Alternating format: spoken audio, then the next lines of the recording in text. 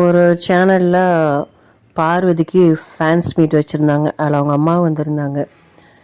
இது இந்த ஃபேன்ஸ் மீட்டுன்ற பேரில் பழைய விஷயத்தில் எதுக்கு தேவையில்லாமல் கிளறாங்கன்னு தெரியல.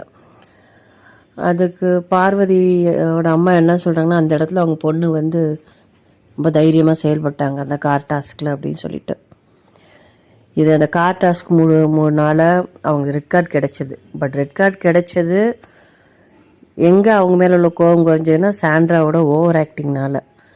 பட் சாண்ட்ரா என்ன தான் ஓவர் ஆக்டிங் பண்ணியிருந்தாலும் அவங்க அந்த இடத்துல எத்தி தள்ளி விட்டது ரொம்ப பெரிய தப்பு. அதில் எந்த மாற்றமும் இல்லை. அது யாருமே ரைட்டுன்னு சொல்ல முடியாது.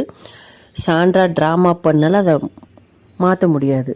ஆனால் சாண்ட்ரா ட்ராமா பண்ணது இவங்களுக்கு ஒரு பாசிட்டிவ் ஆயிடுச்சு. கமருதீனுக்கும் பார்வதிக்கும் வந்துட்டு இவங்க மேலே உள்ள அந்த கோபம் குறைஞ்சிருச்சு. அதுவே இவங்களால ஒரு பாசிட்டிவிட்டி தான். இவங்க மேலே அந்த வெறுப்பெல்லாம் குறைஞ்சிருச்சு. அதோடு அப்படியே மெயின்டைன்மெண்ட்டு போக வேண்டியதுதான்.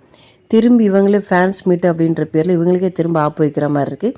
திரும்ப ட்ரோல் கண்டென்ட் இவங்களே கொடுக்குறாங்க. அவங்க அம்மா திரும்ப வந்து ஏதோ பேசுகிறாங்க. ஸோ இந்த வீடியோ உங்களுக்கு பிடிச்சிருந்துச்சி அப்படின்னா மறக்காமல் சப்ஸ்கிரைப் பண்ணுங்கள், லைக் பண்ணுங்கள், கமெண்ட் பண்ணுங்கள்.